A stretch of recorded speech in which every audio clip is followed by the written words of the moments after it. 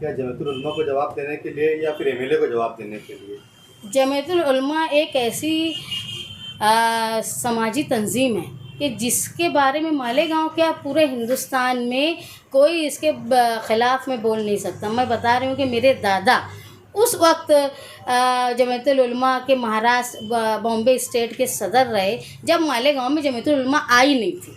ये ताल्लुक़ रहा है यानी आज़ादी के मतवालों का और जो मज़हबी लोग थे। मेरी बस दुख की बात यह है कि सियासी मामला से जमीयत को दूर रखना चाहिए। हर किसी की जमीयत से मोहब्बत है, आज हमारी भी मोहब्बत है, मालेगांव के शहरियों की भी मोहब्बत है, इसलिए उसका तकद्दुस और उसकी हुर्मत कायम रहना चाहिए। जमीयत के सदर ही पॉलिटिशियन है तो क्या कर सकते हैं? ये बात यही मैं आपको बोल रही थी कि कॉन्स्टिट्यूशन में उनका है, बदल देना चाहिए। ये उनका इंडिविजुअल मामला। देखो उनके कॉन्स्टिट्यूशन में ये है कि जमीयत का खुद का कोई सियासी पार्टी के लिए प्रचार का काम नहीं रहेगा, भले ही उसमें काम करने वाले या अहदेदार वो किसी भी पार्टी के साथ रहे, तो उनका सदर रहना और जमीयत का सदर रहना और एमएलए रहना ये कोई गलत बात नहीं। आप कैसे देखते हैं? आपकी प्रेस कॉन्फ्रेंस का जवाब क्या एक शहरी एमएलए ने दिया या जमीयत के सदर ने दिया? नहीं, हमने शहरी एमएलए से सवाल किया था, वो जो सियासी आदमी हमने उससे सवाल किया था और हम यही उम्मीद कर रहे थे कि वो जवाब देंगे। आप उनसे पूछो कि आपने किस हक से किस हैसियत से जवाब दिया। जिस वक्त तो ये वोट काटी गई थी आसिफ शेख ने, जैसे आपने बताया कि आसिफ शेख ने वोट कटवाए, उस वक्त तो आप लोग भी मुफ्ती साहब के साथ में थे, बिल्कुल तो आप थे। लोगों ने क्या? हाँ, तो इसका जवाब हम लोगों ने पहले भी दिया कि जिस वक्त हम प्रेस कॉन्फ्रेंस हुई उसके बाद हम लोगों ने यानी वो ऐसा कह रहे हैं कि मैं उनको लेकर गया था या ये उनको लेकर गए थे, लेकिन वहाँ पे इस बात का गौर करवाया गया था कि वोट कट हो रही। उसके बाद मुसलसल हम लोगों ने शहरियान को जगाने की कोशिश की कि अपनी वोट को आप चेक करो। हमारे यहाँ वोटर लिस्ट रखी हुई थी, हमने ऐलान करवाया कि आप आओ चेक करो, और लोग काफ़ी तादाद में आए। जिन्होंने नहीं, क्योंकि लोगों को ये लगता था कि पिछले कई इलेक्शन में हमारी वोट आ रही तो नहीं कटेगी, ये लोगों में रहा, लेकिन हम लोगों को जागरूक करते रहे। असल में ऐसा हुआ कि वो असेंबली इलेक्शन 2019 के बाद से अभी तक कोई इलेक्शन नहीं हुआ, तो इस बात की जांच नहीं हो पाई कि भाई ये वोट कटी है कि नहीं कटी है। जब वोट का हमारे पास डेटा आया, डेटा आने के बाद सबसे पहले समाजवादी के लोगों ने, निहाली वर्करों ने इस बात पर गौर किया और सबसे पहले प्रेस कॉन्फ्रेंस लेके हमने इस बात को बताया कि मालेगांव शहर से बड़ी तादाद में वोट कटी है। मैडम वोट तो कटी है, लेकिन उसमें कई ऐसे डबल टिबल वोट भी थे जिसमें मौजूदा एमएलए के लड़के का खुद 2 या 3 मरतबा लिस्ट में नाम था अलग अलग, तो उसका क्या करें? वो देखो, वोट की जांच करना और वोट अगर गलत है तो उनसे पूछना, और पूछने के बाद वो जब जवाब देते हैं वोट का नाम काट देना, ये बहुत बड़े हक से महरूम रखा जा रहा है। इसको ऐसे ही नहीं ख़त्म किया जा सकता, उनसे पूछना चाहिए। अब मैं बोलूँगी किसी फ़र्द वाहिद की 3-3 जगह वोट है और जो आम आदमी है उसकी एक भी वोट नहीं है, तो मतलब क्या है इसका? इम्तियाज़ हो रहा है ना इसका मतलब। जमीयत के प्लेटफॉर्म का सियासी इस्तेमाल आपका ये इल्ज़ाम है, तो क्या इस शिकायत को लेके आप रियासत जमीयत या फिर मरकज़ी जमीयत से? नहीं, मुफ्ती साहब ने ये कहा कि मैंने 21,000 वोट बढ़वाई। एक बात ये समझ लो कि मालेगांव शहर में चाहे हमारी राब्ता ऑफिस हो, जो पहले जनता दल ऑफिस थी, उसके बाद समाजवादी की राब्ता ऑफिस, शान हिंद राब्ता ऑफिस बनी, उसके बाद दूसरी मुख्तलिफ़ पार्टियों के लोगों ने भी वोट बढ़ाई, सरकारी तौर पे स्कूलों में वोट बढ़ी, बीएलओ ने वोट बढ़ाई। इसके बावजूद मैं आपको एक तादाद बताऊंगी कि 2019 में जो असम्बली हल्के पार्लियामेंट की वोट थी 2,84,975 वोट, ये मालेगांव शहर के असम्बली हल्के की वोट थी जो पार्लियामेंट में टोटल वोट थी। और जो अभी 2024 में जो वोट हुई वो है 3,02,700। इसका मतलब आप ये समझ लो कि मालेगांव शहर में 17,725 वोट, मतलब 5.85 यानी 5.85% वोट बढ़ी है। और इतनी, और जब आप देखेंगे कि 2014 में वोट बढ़ने की जो 2014 में वोट बढ़ने की तादाद थी, 2014 में वोट थी हमारी 2,46,669 और वो बड़ी 2019 के इलेक्शन में 2,84,975। इसका मतलब ये था 13.55% वोट बढ़ी थी, यानी 36,616 वोट 2014 से 2019 में बढ़ी। लेकिन यानी कितनी वोट बढ़ी? 36,000 के एवरेज से वोट बढ़ी। लेकिन अभी आप देखेंगे 2019 से 2024 में सिर्फ वोट बढ़ी 17,725। और एक बात और मैं आपको बताऊंगी, पार्लियामेंट के हल्के में 2019 में धुले पार्लियामेंट हल्के में वोट थी 17,87,801, जो 2024 में हुई 20,22,61 वोट। यानी इसका मतलब है कि 2,34,660 वोट 11.58% वोट बढ़ी। अगर यही जो वोट बढ़ी है पार्लियामेंट्री हल्के में, अगर आप उसमें 2,34,260 वोट में से मालेगांव में जो वोट बढ़ी है 17,725 ये निकाल देंगे, ये निकाल देने के बाद 5 कॉन्स्टिट्यूंसी से उसको तकसीम करेंगे तो हर कॉन्स्टिट्यूंसी में 2019 से 2024 के बीच में वोट बढ़ने की तादाद है 43,307। यानी मालेगांव में सिर्फ 17,725 वोट बढ़ी और बाकी सारी 5 कॉन्स्टिट्यूंसी में एवरेज ये रहा कि 43,307 वोट बढ़ी। जबकि एक प्रोपेगेंडा करती है बीजेपी कि मुसलमानों की औलाद ज़्यादा होती है, मुसलमान ज़्यादा बच्चे पैदा करता है, लेकिन आप ये रेशो अगर देखेंगे तो मालेगांव की वोट बढ़ने की तादाद बहुत कम थी। इसका मतलब ये है कि जो पुरानी नए वोट तो बढ़ गई, जो वोट नए वोटर थे वो बढ़ गए, लेकिन जो पुराने 35-36 हज़ार वोटर थे उनकी वोट कट हुई। इसका सबसे बड़ा सबूत है ये जो मैं आपको इस तरह का डाटा बता रही हूँ हमारी ऑफिस से। हमारे पास भी डाटा है कि हमने 5 से 7 हज़ार वोट बढ़ाई। 5,000 वोट का हमारे पास डाटा है जिसमें हम लोगों के नाम, लोगों के एड्रेस और लोगों के आधार कार्ड के नंबर के साथ आप लोगों को बता सकते हैं। अगर कोई जानना चाहता होगा तो हम डाटा के साथ बताएंगे। दूसरी बात, हमारी मुखालफत में हमने एक सियासी आदमी को ये बोला कि आप वोट कटवाए और दूसरे सियासी आदमी को ये बोला, मुफ्ती साहब को, कि आपने वोट बचाने में कोई मदद नहीं की क्योंकि हमारे ऊपर एनआरसी की मुसीबत थी, उसके बावजूद भी आपने नहीं की। तो वो हमारा जवाब दिए जमीयतुल उलमा की ऑफ़िस में बैठ के। इस बात का मुझे और शहरियान को, हमारी पार्टी को बहुत दुख है कि सियासी बात का जवाब वो जमीयतुल उलमा की ऑफ़िस में बैठ के देते हैं। अगर उन्होंने बोला कि मैंने 21,000 वोट बढ़ाया, लेकिन यहाँ तो 17,000 वोट बढ़ी हुई है, अगर मैं वो बोलते हैं कि मैंने 21,000 वोट बढ़ाई तो कहाँ से बढ़ाई? उन्होंने खुद बढ़ाई अपनी ऑफिस से कि जमीयतुल उलमा से बढ़ाई? अगर जमीयतुल उलमा हमेशा काम करती है, जमीयतुल उलमा हिंदुस्तान की एक ऐसी खिदमतगार समाजी तंजीम है जो हिंदुस्तान के हर हिस्से में काम करती है, चाहे वो कानूनी मदद का काम करती हो, जो लोग बेगुनाह जेल में रहते हैं उनके लिए, चाहे वो हिंदुस्तान में कहीं कुदरती आफात आ जाती है वहाँ पर भी वो मदद करती है। आज़ादी की लड़ाई में जमीयतुल उलमा का एक बड़ा हिस्सा रहा है। यहाँ तक के मेरे दादा यानी साथी निहाल अहमद साहब के वालिद मौलवी मोहम्मद उस्मान जमीयतुल उलमा आज़ादी से पहले 1937 में वो जमीयतुल उलमा महाराष्ट्र के सदर रहे। उस वक्त महाराष्ट्र नहीं था, उस वक्त बॉम्बे स्टेट थी। तो मौलवी मोहम्मद उस्मान उसके 1937 से लेके 1953 तक हिंदुस्तान की जमीयतुल उलमा के महाराष्ट्र बॉम्बे स्टेट के सदर रहे। लेकिन हम लोगों ने कभी सियासी तौर पे इस बात का तंजीम का मामला, चाहे जमीयतुल सालिहात मदरसा के बानी साथी निहाल अहमद साहब के वालिद रहे, हम लोगों ने कभी सियासी तौर पे इसका फ़ायदा उठाने की कोशिश नहीं की। लेकिन इस बात का दुख है कि वो जमीयतुल उलमा की ऑफ़िस में बैठ के सियासी सवाल का जवाब दे रहे हैं। यहाँ तक कि जो मैंने मेरे वालिद से तारीख सुनी कि भाई मुस्तफ़ा मालिक साहब वो सालों से जमीयतुल उलमा के सदर रहे थे और जब जमीयतुल उलमा की ऑफ़िस नहीं थी तो उनके घर से वो ऑफ़िस चलाया करते थे। यहाँ तक के बैरून शहर से जो लोग यहाँ आते थे, जो सफ़ीर आते थे, वो उनके घर में मुकीम रहते थे। लेकिन इसके बावजूद भी उन्होंने कभी ये नहीं कहा कि मैं ये कर रहा हूँ, मेरे ज़रिए हो रहा है। उन्होंने हमेशा जमीयत का नाम लिया।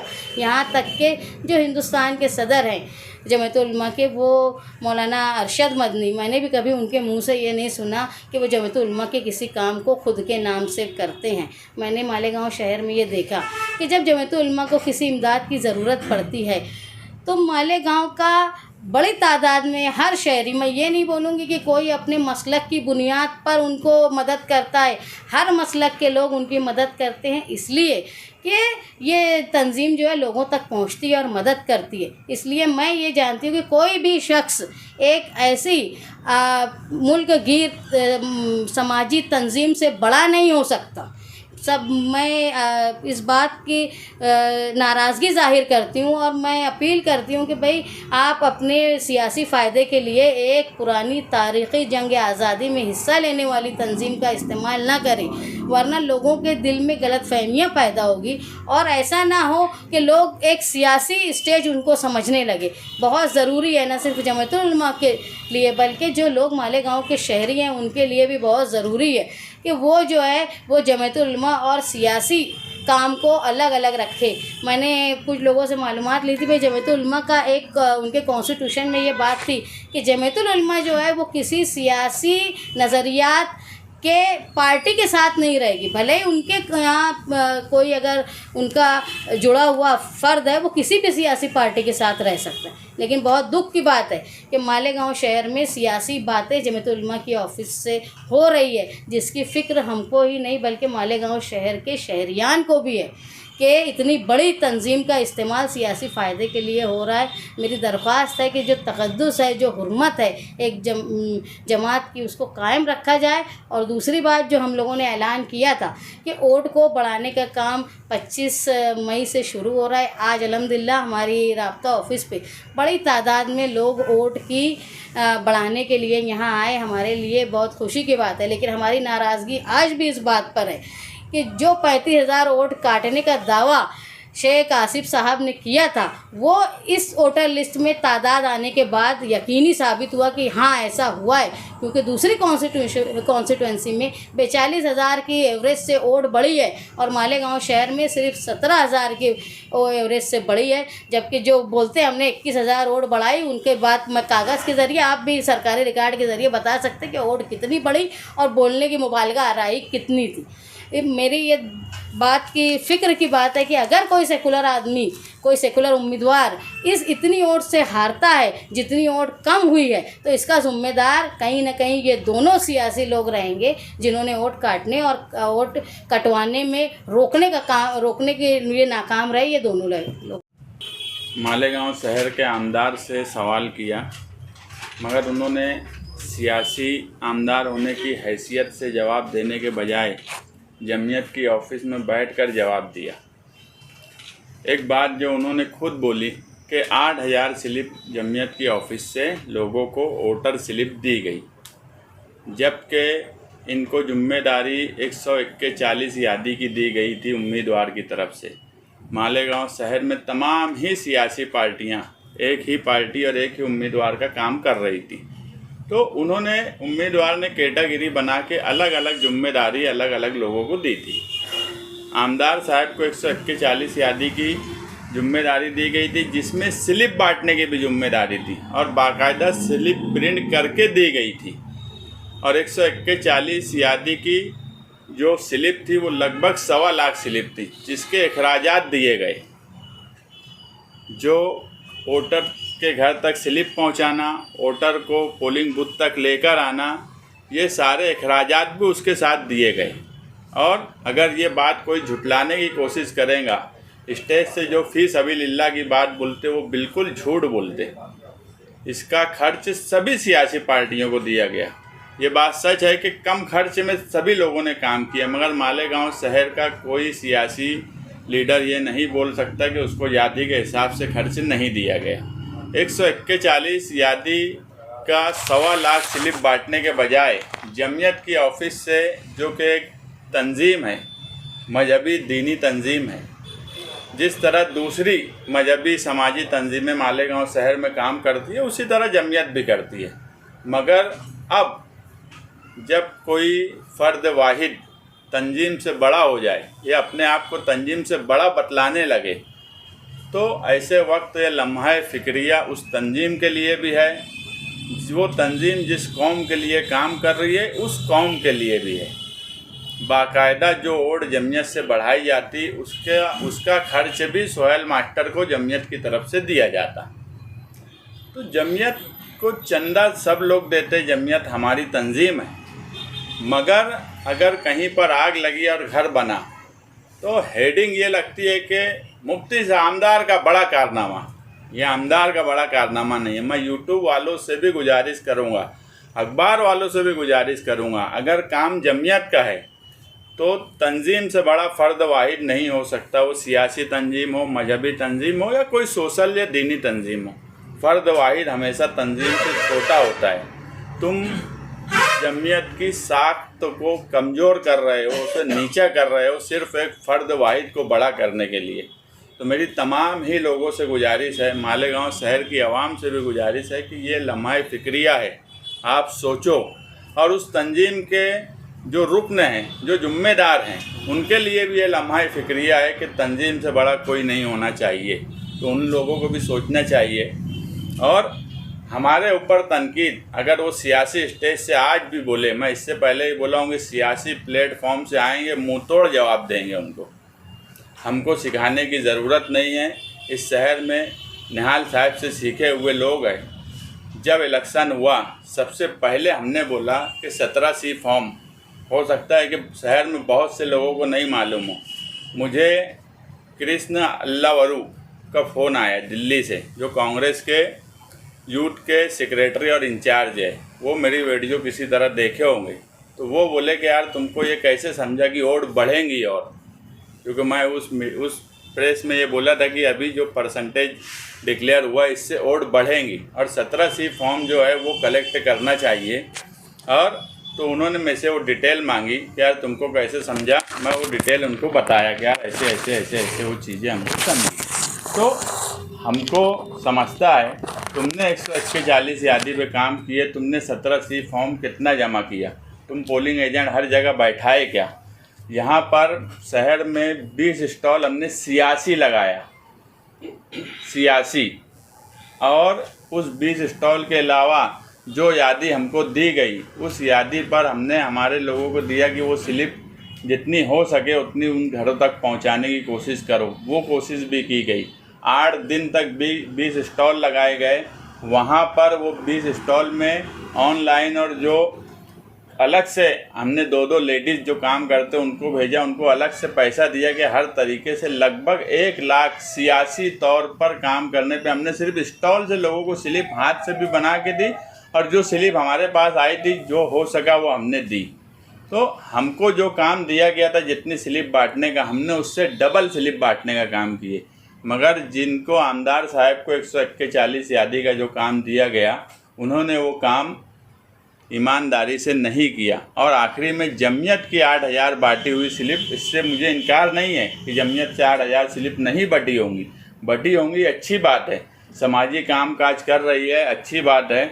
मगर वो 8000 स्लिप जमीयत से बटी है। 1.25 लाख स्लिप की जो खर्च इन्होंने लिया, जो जिम्मेदारी इन्होंने ली, उसके ताल्लुक़ से इन्होंने एक स्लिप नहीं बांटी। अगर बांटी होती तो उसी वक्त इन्होंने बोला होता। तो मेरा सिर्फ यही बोलना है कि आप अगर सियासी तौर पर कोई बात हो रही है तो उसका जवाब आप सियासी तौर पर दो, ना कि ऐसे प्लेटफॉर्म से जिस प्लेटफॉर्म पर हमारी भी जिम्मेदारी है। अगर कल मैं जाकर खड़ा हो जाऊं या कोई और खड़ा हो जाए कि अगर ये मकान बना है तो ये हमारा भी काम है, क्योंकि ये कोई एक फ़र्द वाहिद इसका क्रेडिट नहीं ले सकता। और मैं जो बोला वापस मैं यूट्यूब वालों को ही बोलूँगा कि आप लोग एक तंजीम को छोटा कर रहे हो।